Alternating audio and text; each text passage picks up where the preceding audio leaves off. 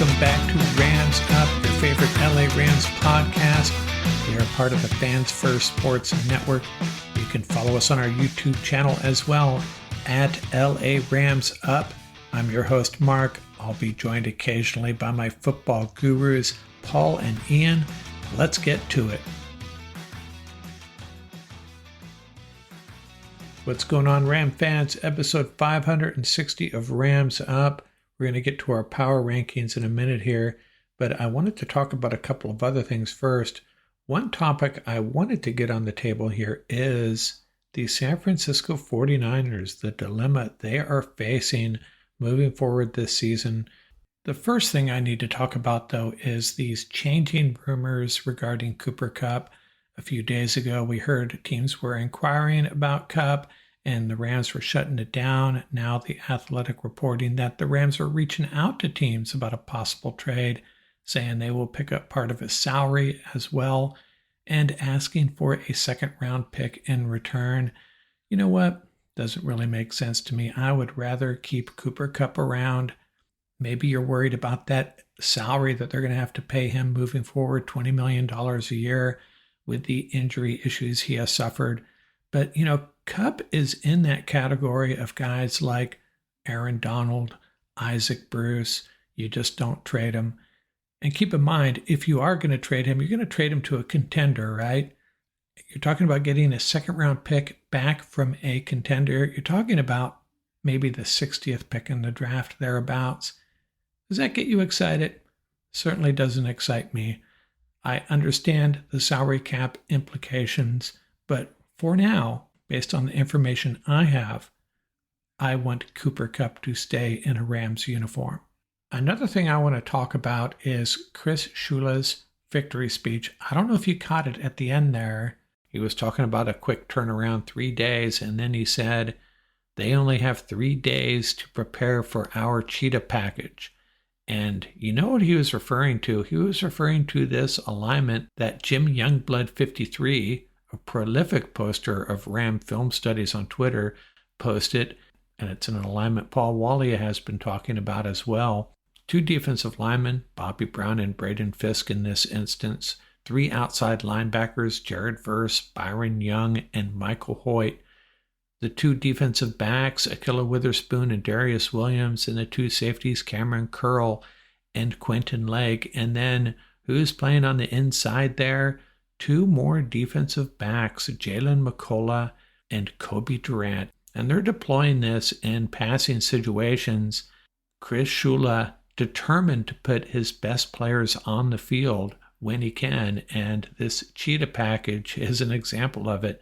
Hopefully we can get Ian and Paul to talk a little bit more about this during our roundtable. But shout out to Jim Youngblood 53 on Twitter. Really good stuff. Check it out. Chris Shula and the Rams Cheetah package. Next up, let's get through some Pro Football Focus grades. And you know what? I'm beginning to really question the value of these grades. I'm going to share them, but I just don't know what value they have, because some of these grades really contradict what Ian, Paul, and I are seeing with our own eyes. Now, the top guys grading out on offense included Bo Limmer, Tutu Atwell, Tyler Johnson. All make sense. Tyler Johnson really made the most of his snaps. And then Kevin Dotson.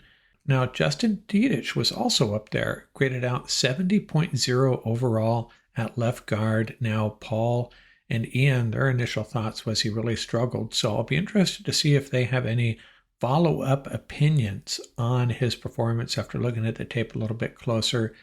And the top 5 on defense, Kobe Durant and Jalen McCullough, no surprise there. Quentin Lake and Akilla Witherspoon, same, and Cameron Curl. You notice all 5 of those guys in our secondary. Now, the front 7 did not grade out as well. Tyler Davis really struggled, according to Pro Football Focus, and they even graded Byron Young and Braden Fisk fairly low, and Christian Roseboom, a 52.1 grade. Now, Ian thought he actually had one of his better games. Kobe Turner graded low as well, and it could have been based on that whiff. Man, gotta grab that sack, Kobe. They also graded DeMarcus Robinson, Davis Allen, Hunter Long, and Kyron Williams pretty low. Now, maybe it takes more than just two very nice touchdown runs to grade out well, according to Pro Football Focus. So I share those with a grain of salt. I share them as much to highlight guys that played well and guys that didn't, as much as I do just to maybe call into question the value of these grades in the first place. So let's talk about the 49ers for a second. Now, I don't necessarily like to celebrate injuries, and I'm certainly not going to do that, but I do find some satisfaction in the struggles they are having and the struggles they're probably going to have moving forward, perhaps. Now, the 49ers 3-4, and their schedule gets awfully tough. It was very important that they started out strong, and they have not. And now Brandon Ayuk out for the year. Brandon Ayuk signed a 4-year, $120 million contract, and now he is probably going to be replaced in the starting lineup by rookie Ricky Pearsall. Now, maybe Pearsall will step up and play really well for them. I know a lot of Ram fans loved him, including Ian and Paul would have loved to see him fall to the Rams, but he's going to have to step up for the 49ers really quickly. Meanwhile, Deebo Samuel has pneumonia fluid in his lungs, so he's going to be out for probably a short time. And George Kittle sprained foot day-to-day, and CMC, Christian McCaffrey, still out for another couple of weeks at least. And you may not have noticed their defense is not playing that well, at least by 49er standards. Pretty middle-of-the-road defense against the run and against the pass. And on top of that, Brock Purdy had a bit of a meltdown in the second half without his weapons present. 3 interceptions. That was, however, against a really good Kansas City team. And what does the rest of the 49ers schedule look like? Well, they host the Cowboys, who are coming off a bye. Then they go to Tampa Bay, come home to host the Seahawks, and then they go to Green Bay and Buffalo. Then come home to play the Bears and the Rams. Rams looking for a season sweep. And then they go back to the East Coast to take on the Dolphins, and then come home for the Lions and close out at Arizona. And by the way, remember last year the Rams played 4 teams coming off a bye, including 2 teams back-to-back? Well, the NFL fixed that for the Rams anyways. The 49ers had the same deal last year, playing teams coming off a bye, and they got screwed again this year. They just played the Chiefs coming off a bye, and then here come the Cowboys coming off a bye, and then later on this year, they get the Seahawks and the Bills also coming off their byes. This is just so messed up. I mean, I'm not going to commiserate with the 49ers about anything, but why does the NFL do this? There's got to be a better way. It's really unfair. It was unfair to the 49ers and Rams last year, drastically unfair, and they did it to the 49ers again 2 years in a row.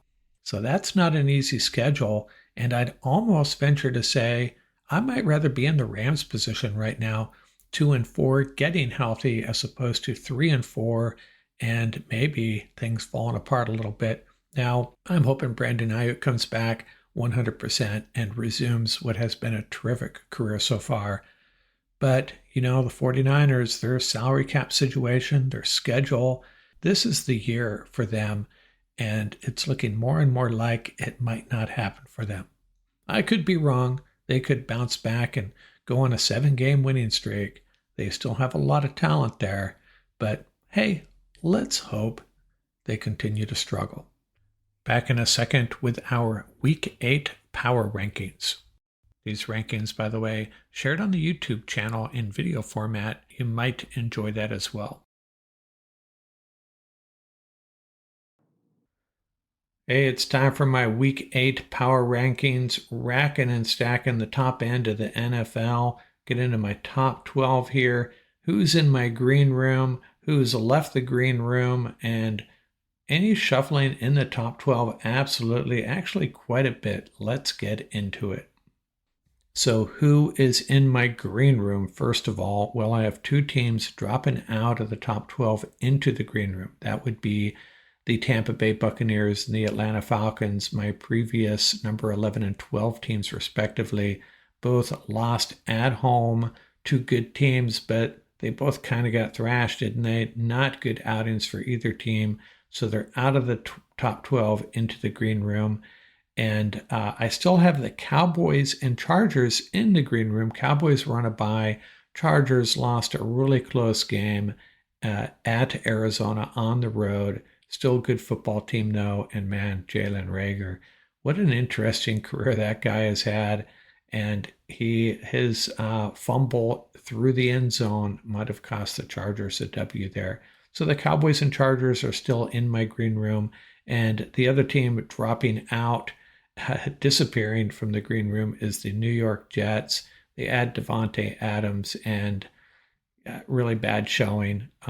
They are out of my green room until further notice, until Aaron Rodgers and Devontae Adams start to figure it out, along with a really good defense. But man, very disappointing performance. And I'm sure the New York Jets fans are probably a little perplexed right now.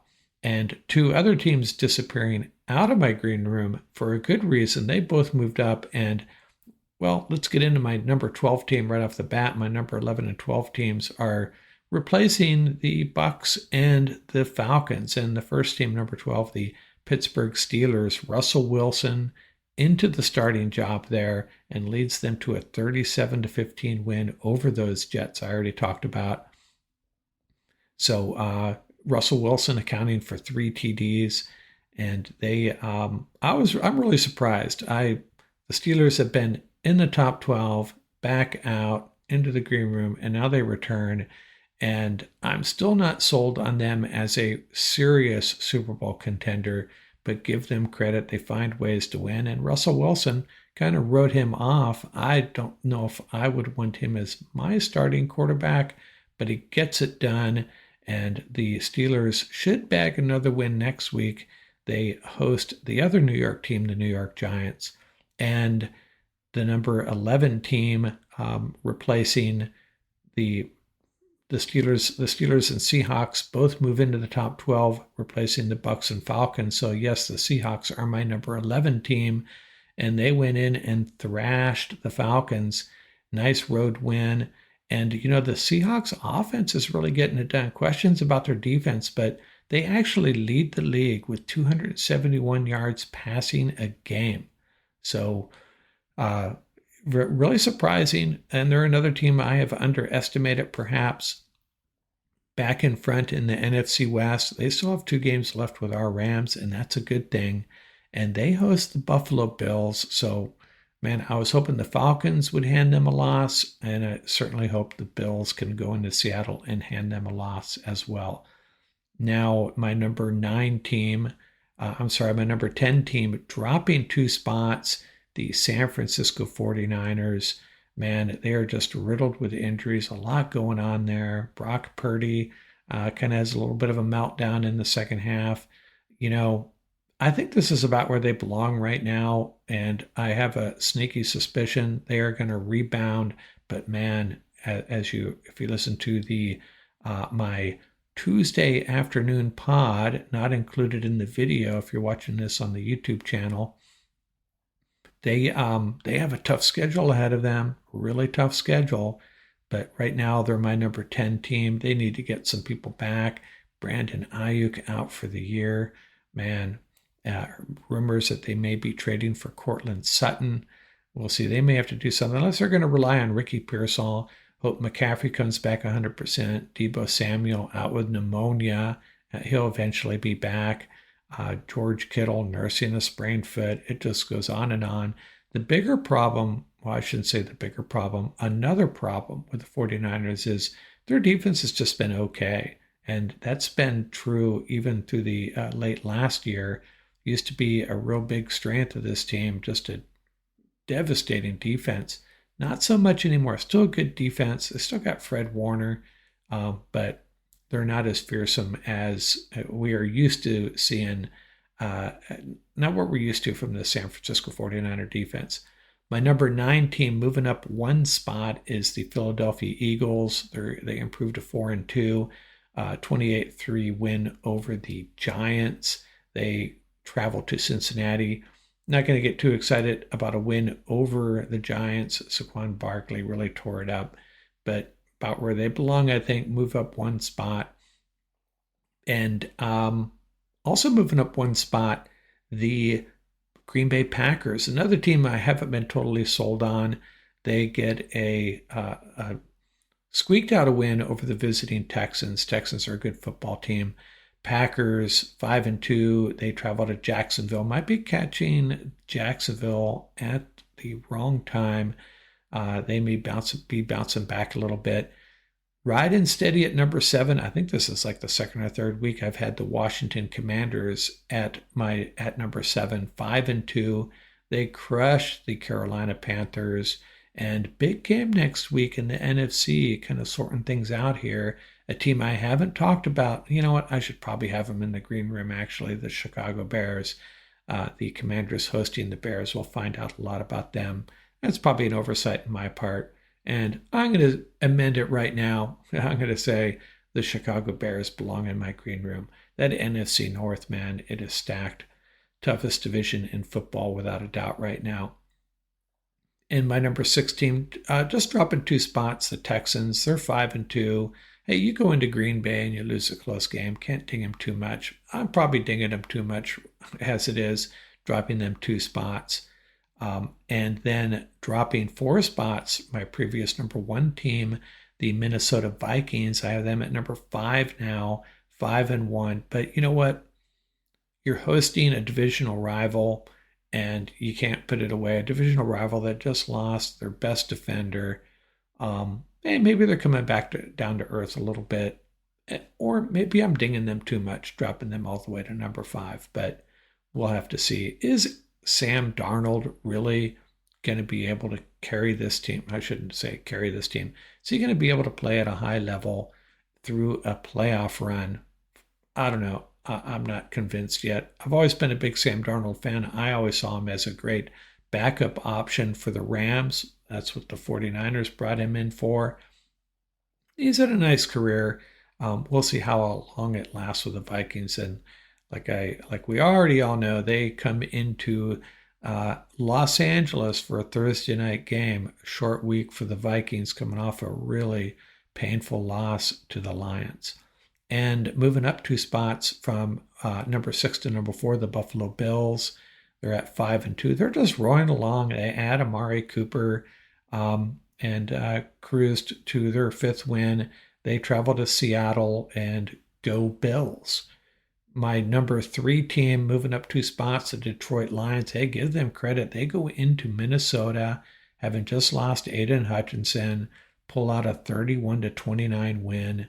Hey, shout out to them. They host the Titans. Now, the Titans are a very good defensive team, but I think the Lions will just be too much for them to handle.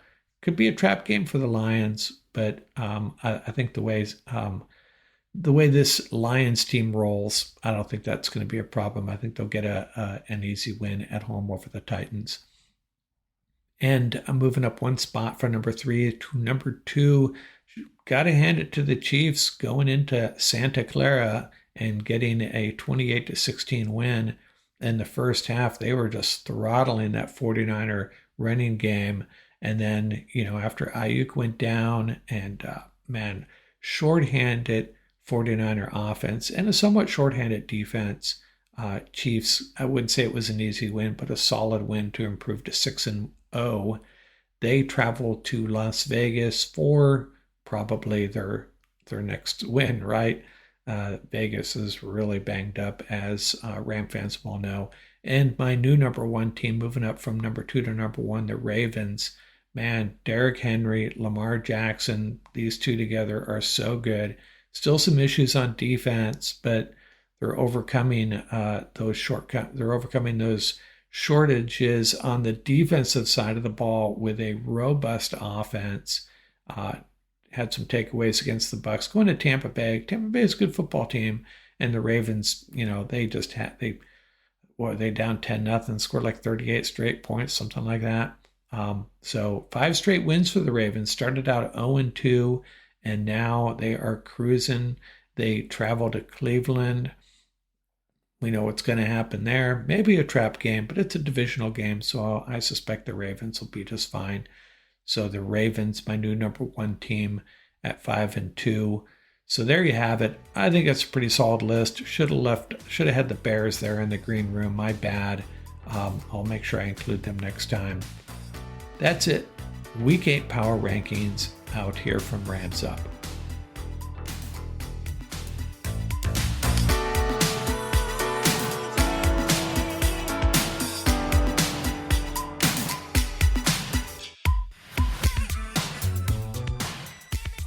That's going to do it for this episode. Remember, you can reach us at ramsuppodcast@gmail.com. And don't forget about our YouTube channel. Our handle is at laramsup.com.